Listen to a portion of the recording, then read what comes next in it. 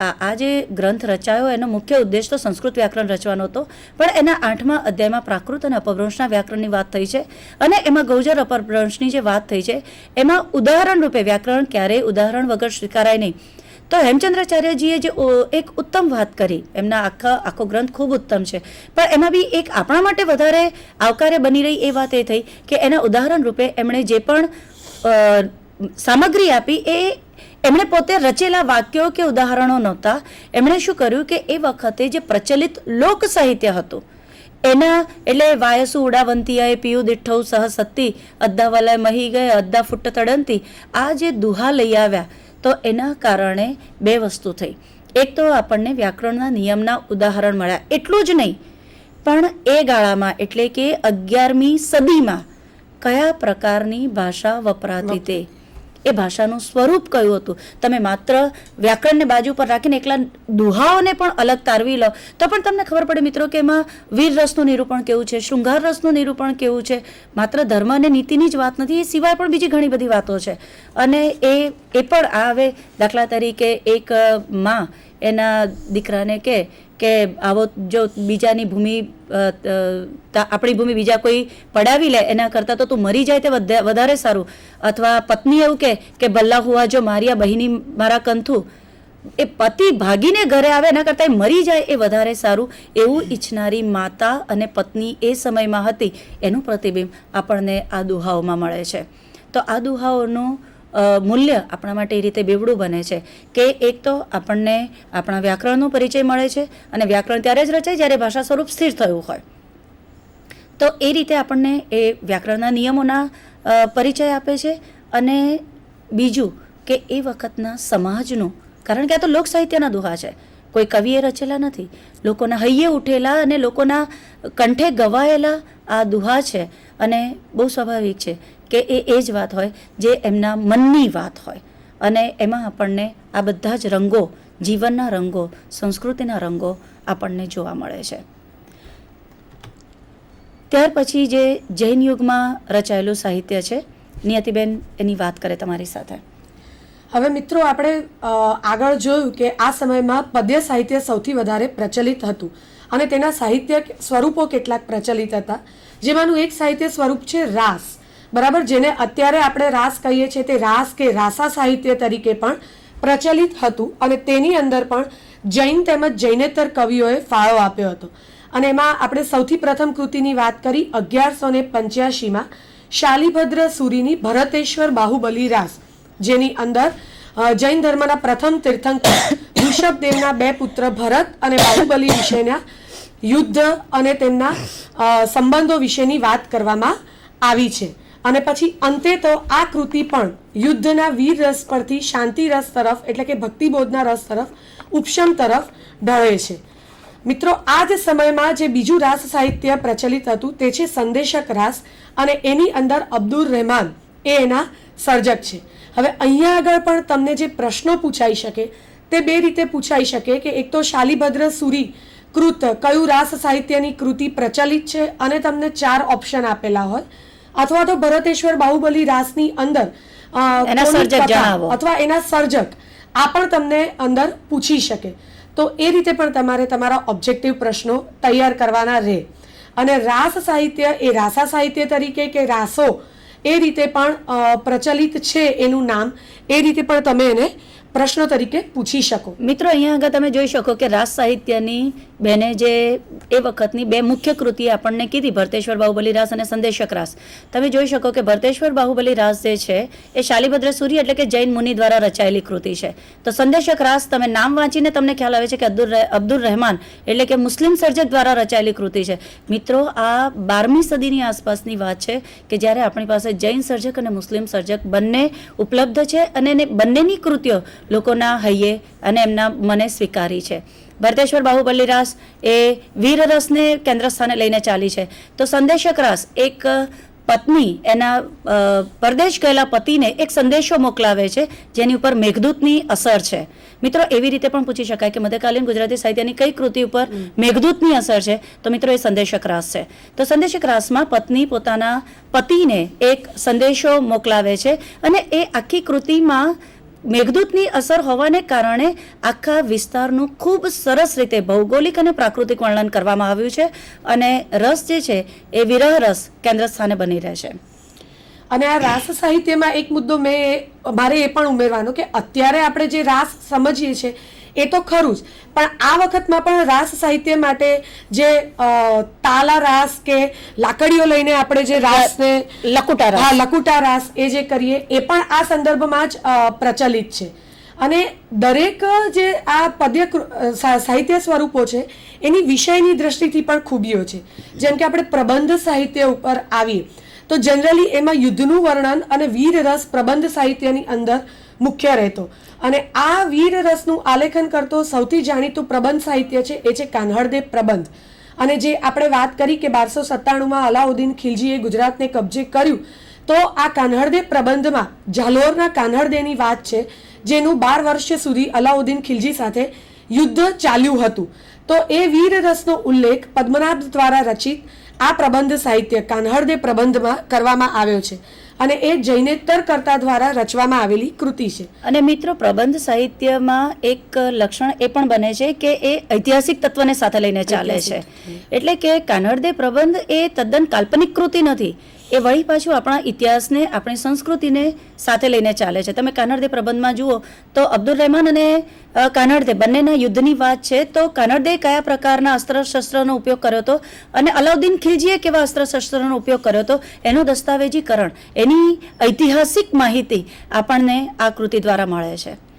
અને એની જ સામે આપણે જયશેખર સૂરીનું ત્રિભુવન દીપક પ્રબંધ લઈએ તો એમાં કદાચ જે છે એ જ્ઞાન, વૈરાગ્ય, મોક્ષ આ બધી વાતો છે. એક જાતનું રૂપક કાવ્ય પણ ત્રિભુવન દીપક પ્રબંધને આપણે કહી શકીએ.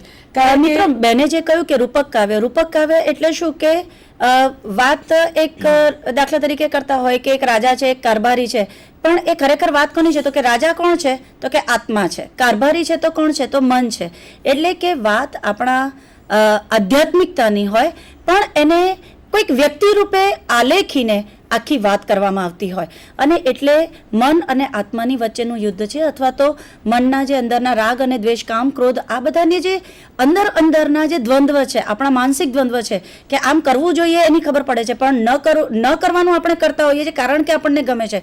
તો આ પ્રકારના માનસિક દ્વંદ્વની જે વાત છે, તો એની વાત આખી રૂપકાત્મક રીતે થાય, એને આપણે રૂપક કાવ્ય કહીએ છીએ. અને ત્રિભુવન દીપક પ્રબંધ એ આ પ્રકારનું એક રૂપક કાવ્ય છે. એટલે એમાં એ રીતનો પણ પ્રશ્ન થઈ શકે કે મધ્યકાળનું રૂપક પ્રબંધ કાવ્ય પણ તો તમે ત્યાં આગળ ત્રિભુવન દીપક પ્રબંધની જયશેખર સૂરીકૃતની તમે ત્યાં આગળ વાત કરી શકો. અને એટલું જ જાણીતું ઐતિહાસિક પરિપ્રેક્ષ્યમાં અને વીર રસથી ભરપૂર એવું શ્રીધર વ્યાસકૃત રણમલ છંદ પ્રબંધ સાહિત્ય પણ અહીંયા આગળ તમે ઉલ્લેખ કરી શકો. મિત્રો, આ ગાળામાં બારમાસી સાહિત્ય જે રચાય છે એ પણ પદ્ય સ્વરૂપ છે. બારમાસી એના નામ ઉપરથી જ ખ્યાલ આવે છે. એ પ્રમાણે 12 માસની વાત કરે છે. એટલે અત્યારે તો આપણે જાન્યુઆરીથી ડિસેમ્બરની વાત કરતા હોઈએ છીએ, પણ આપણી જે પરંપરા છે એ કારતકથી આસો સુધીની છે. તો સામાન્ય રીતે 12 માસા કાવ્ય પ્રકારો જે છે એમાં પહેલા 11 મહિના જે છે એમાં નાયિકા પોતાના પ્રિયતમથી અલગ હોવાને કારણે જે વિરહવ્યથા અનુભવે છે એની વાત હોય છે. અને 12મા મહિનામાં અથવા 12મા મહિના પછી અને મોટે ભાગે દિવાળીમાં જ્યારે પરદેશ ગયેલો પ્રિયતમ પાછો આવે છે તો એની આખી વાત હોય છે. આમાં 2 વસ્તુ મહત્વની હોય છે. દરેક મહિનામાં એ વખતની જે ઋતુ છે એનું પ્રાકૃતિક વર્ણન એ એક સરસ રીતે એમાં નિરૂપાતું હોય છે. અને બીજું, આમાં વાત જે પ્રમાણે થાય છે એ રીતે ખ્યાલ આવે છે કે એમાં શૃંગાર રસ કેન્દ્ર સ્થાને છે. 1 થી 11 મહિનામાં વિરહ રસ કેન્દ્ર સ્થાને છે, એટલે કે વિપ્રલંબ શૃંગાર આપણે જેને કહી શકીએ તે કેન્દ્ર સ્થાને છે. અને અંતે પ્રિયતમ સાથે એનું મિલન હોય છે, એટલે કે શૃંગાર રસનો જે સંભોગ શૃંગારનો જે પ્રકાર છે એનું નિરૂપણ થતું હોય છે. એટલે એવું 12 માસી કાવ્ય છે નેમિનાથ ચતુષ્પાદિકા વિનયચંદ્ર સૂરીકૃત. અને અહીંયા એક ઉલ્લેખ કરવાનો કે બેને કીધું એ પ્રમાણે વિપ્રલંબ શૃંગાર ને સંભોગ શૃંગાર, પણ ત્યાં આગળ જૈન ધર્મની જે કૃતિઓ છે અને જૈન ધર્મના સાહિત્યકારો એની એક લક્ષણના ભાગરૂપે પણ કહી શકાય કે અહીંયા તો અંતે પણ નેમિનાથ અને રાજીમતીનું જે મિલન છે એ આધ્યાત્મિક મિલન છે, ઉપશમ તરફ જ એ જાય છે. એટલે જૈન ધર્મની કૃતિઓનું આ પણ એક બહુ મુખ્ય લક્ષણ છે કે કદાચ વીર રસની કે શૃંગાર રસની એનું વાતથી તો શરૂઆત એક- થઈ હશે? એનું તો કારણ એક બહુ સ્પષ્ટ એ છે કે એ લોકો એમ કહે છે કે તમે પ્રેમની વાત કરતા હોવ કે યુદ્ધની વાત કરતા હોવ કે સુખની વાત કરતા હોવ કે દુઃખની વાત કરતા હોવ, આખરે તો આ જે સંસાર છે એ અસાર છે. અસાર છે. ખરેખર મોટાભાગનું જે જૈન સાહિત્ય રચાયું છે જૈન સાધુઓ દ્વારા રચાયું છે, અને એટલે એમને આખરે વાત તો આ જ કરવી છે સંસારની અસારતાની, કે તમને આકર્ષક લાગતા અનેક તત્વો સંસારમાં હોઈ શકે, તમને દુઃખ આપતા અનેક તત્વો સંસારમાં હોઈ શકે, પણ આખરે તો એ બધું અસાર છે. આખરે જે મહત્વનું છે એ તો છે આત્માની ઉન્નતિ. એટલે વીર રસની વાત હોય તો પણ છેલ્લે એની તો વાત અસારતાની જ કરવાની, કે તમે ભરત અને બાહુબલીએ પોતાની રાજધાની માટે આટલા મોટા યુદ્ધ કર્યા, પણ એમાં એમના આત્માની ઉન્નતિ નથી, અને એટલે અંતે એ દીક્ષા લે છે. નેમિનાથ અને રાજેમતી એ સાત ભવથી વિખૂટા પડેલા પ્રેમીઓ છે. આ એક એવો જન્મ છે કે જેમાં એ બંને ભેગા થઈ શકે એમ છે, પણ નહીં, વાત આખરે આત્માની ઉન્નતિની, અને એટલે નેમિનાથ દીક્ષા લે, અને એમને અનુસરીને એમની પાસે રાજેમતી પણ દીક્ષા લે. એટલે કે યુદ્ધની વાત હોય કે શૃંગારની વાત હોય કે મોટા મોટા રાજ્યની વાત હોય કે સંપત્તિની વાત હોય, પણ વાત આખરે ત્યાં જ આવીને ઊભું રહે કે જો તમારે આત્માની ઉન્નતિ સાધવી હોય તો તમારે આ બધાનો તો ત્યાગ કરવાનો છે. એટલે જૈન સાધુઓની આપણને કૃતિઓની આ એક તમે પેટર્ન કહી શકો કે મુખ્ય, એટલે તમને આખી કૃતિમાંથી પસાર થાવ, એટલે કે 90% કૃતિમાંથી તમે પસાર થાવ તો તમને વીર રસ, શૃંગાર રસ, આ બધું અદ્ભુત રસ, આ બધા જ રસો ખૂબ સરસ રીતે માણવા મળે, પણ અંતે એ બધાની અસારતા દર્શાવીને આપણને ઉપશમ તરફ લઈ જવામાં આવે. મિત્રો, પદ્ય સાહિત્ય એટલા માટે એ વખતે વધારે રચાયું કારણ કે આપણે આગળ એની લાક્ષણિકતાઓમાં જોયું હતું કે હસ્તલેખિત હતું અને કંઠોપકંઠ પરંપરાથી આગળ વધતું હતું, અને કંઠોપકંઠ પરંપરાથી જ્યારે એ આગળ વધતું હોય ત્યારે બહુ સ્વાભાવિક છે કે ગાઈ શકાતું હોય તો જ એ એટલું ઝડપથી યાદ રહે. પણ એનો મતલબ એવો નથી કે આ ગાળામાં ગદ્ય સાહિત્ય નથી રચાયું. ગદ્ય સાહિત્ય રચાયું છે. આપણને પૃથ્વીચંદ્ર ચરિત જેવી ખૂબ સુંદર કહી શકાય, કાવ્યાત્મક કહી શકાય, એવી ઉત્તમ કહી શકાય એવી ગદ્યકૃતિ આપણને આ ગાળામાં મળે છે. એટલું જ નહીં મિત્રો, આ વખત આ જે કોઈ પણ સાહિત્ય કૃતિમાં ધર્મ અને તત્વની વાત હોય તો એની સૂત્ર એક આપેલું હોય, એની પછી વિશેષ ટીકા ટિપ્પણ થતી હોય, તો એ પ્રકારના બાલાવબોધ એટલે બાળને જ્ઞાન કરાવવા, જ્ઞાનમાં જે ઉંમરમાં નહીં, જ્ઞાનમાં જે બાળજન છે એને અવબોધ કરાવવા, એને જ્ઞાન કરાવવા માટે આ આખી વિસ્તૃત ચર્ચા કરવામાં આવી છે. એ પ્રકારના આપણને ષડાવશ્યક બાલાવબોધ અને એ પ્રકારની ગદ્ય કૃતિઓ આ ગાળામાં મળે છે. મિત્રો, અમે તમને જે આપી રહ્યા છીએ માહિતી એ કેટલીક નમૂનારૂપ માહિતી છે કે હવે માત્ર અમે તમને કહેતા હોઈએ કે 12 માસા, તો નેમિનાથ ચતુષ્પાદિકા એક નામ આપ્યું, તેનો અર્થ એવો નથી કે માત્ર આ એક જ 12 માસા કૃતિ છે, અથવા રાજ સાહિત્યમાં અમે તમને 2 કૃતિ આપતા હોઈએ તેનો અર્થ એવો નથી કે આ 2 જ કૃતિ, 1200 કૃતિઓ રચાઈ છે. અને મહત્વની કૃતિઓ પણ આ સિવાયની અનેક છે, પણ આપણે સમયના અભાવે બધી જ કૃતિઓને આવરી લઈ શક્યા એમ નથી. એટલે તમારી સામે એક નમૂનો આપીએ છીએ કે કોઈ પણ સર્જક, કોઈ પણ સ્વરૂપ અને કોઈ પણ કૃતિ, એ ત્રણમાંથી કોઈ પણ એક વાતને ધ્યાનમાં રાખી અને તમને પ્રશ્ન પૂછી શકાય. દાખલા તરીકે ભરતેશ્વર બાહુબલી રાસ છે તો તમને પૂછી શકાય કે શાલિભદ્ર સૂરી રચિત ભરતેશ્વર બાહુબલી રાસ કયા પ્રકારની કૃતિ છે, અથવા શાલિભદ્ર સૂરીએ રાસ સાહિત્યમાં કઈ કૃતિ આપી છે, અથવા તો ભરતેશ્વર બાહુબલી રાસના રચયિતા જણાવો. કોઈ પણ માહિતીને ધ્યાનમાં રાખીને તમને વૈકલ્પિક પ્રશ્નો પૂછી શકાય. તો કયા કયા સ્વરૂપ મહત્વના છે એની એટલે અત્યારે માત્ર આપણે કેટલીક ધ્યાનમાં રાખવાની મહત્વની જે બાબતો છે એ તરફ અમે તમારું દિશા નિર્દેશન કરી રહ્યા છીએ. અમે તમને બધી જ માહિતી પૂરી પાડી શકીએ એમ નથી, એટલે તમને ખ્યાલ આપીએ છીએ કે આ રીતે તમે તમારું કાચું કામ તૈયાર કરી શકો કે મધ્યકાલીન સાહિત્ય છે તો એના સ્વરૂપો જુઓ, એના સર્જકો જુઓ અને એની કૃતિઓ જુઓ. અને એની જો કોઈક વિશેષતા હોય કે દાખલા તરીકે બેને વાત કરી કે પ્રબંધ સાહિત્ય છે તો એ વીરરસ કેન્દ્ર ધરાવતું હોય, અથવા તો કાનડદે પ્રબંધ જે છે એ ઐતિહાસિક તત્વ ધરાવતું છે, અથવા તો ત્રિભુવન દીપક પ્રબંધ છે તો એ રૂપક કાવ્ય છે. તો આ પ્રકારની એની કોઈ વિશેષતા છે કે કેમ એને તમે એની સાથે નોંધી લો, કારણ કે એમાંની કોઈ પણ વિગત તમને વૈકલ્પિક પ્રશ્ન તરીકે પૂછાઈ શકે એમ છે. તમે જોઈ શકો મિત્રો કે આવી કેટલીક માહિતી આપણે તમને અમે આપી રહ્યા છીએ કે સૌથી પ્રાચીન ફાગુ કયું છે તો જીનચંદ્ર સુરે ફાગુ. આ માત્ર અમે તમને ફાગુમાં કીધું, અથવા તો ભરતેશ્વર બાહુબલી રાસ તો આપણી ગુજરાતી સાહિત્યની પ્રથમ કૃતિ છે એટલા માટે, પણ આ રીતે પણ પૂછી શકાય કે સૌથી પ્રાચીન ફાગુ કયો છે, સૌથી પ્રાચીન રાસ કયો છે, એ રીતે પૂછી શકાય. અથવા સર્જક અને કૃતિ કે નેમિનાથ ફાગુના સર્જક કોણ છે તો રાજશેખર છે, અથવા વસંત વિલાસ તો આખી કૃતિ આપણને મળી છે પણ એના સર્જક જ આપણને નથી ખબર. અજ્ઞાત એ કોઈ કવિનું નામ નથી, પણ આપણને ખબર નથી માટે આપણે એને અજ્ઞાત કહેલા છે. મિત્રો, આપણે જૈન યુગની બહુ જ આરામથી વાત કરી છે. હવે થોડીક આપણે ઉતાવળ કરીશું એટલા માટે કારણ કે હજુ આપણે મધ્યકાલીન સાહિત્યના મુખ્ય સર્જકોની વાત કરવી છે અને ત્યાર પછી ગુજરાતી સાહિત્યના અન્ય યુગોની પણ વાત કરવી છે. તો મિત્રો હવે આપણે જે જોઈ રહ્યા છે નરસિંહ મહેતા, એનાથી તમે ખૂબ પરિચિત છો, નામની રીતે પણ અને એમના કાવ્ય તત્વની દ્રષ્ટિએ પણ. મિત્રો, નરસિંહ મહેતાને આપણા ગુજરાતીના આદિકવિ કહેવાયા છે બે રીતે. એટલા માટે કારણ કે એક તો એ કે આપણે આગળ જે કોઈ પણ સર્જકો જોયા એમની એકાદ બે કૃતિ મહત્વની બની છે, જ્યારે નરસિંહ મહેતા આપણને કાવ્ય તત્વથી સભર એવા પહેલા સર્જક મળે છે જેની અનેક કૃતિઓ આપણને પ્રાપ્ત થાય છે. એટલું જ નહીં, એમને આદિકવિ કહેવા પાછળનું બીજું એક કારણ એ પણ છે કે 11મી થી 14મી સદી સુધીનું જે સાહિત્ય છે એ ગુજરાતી અને રાજસ્થાનીનું સહિયારું સાહિત્ય છે.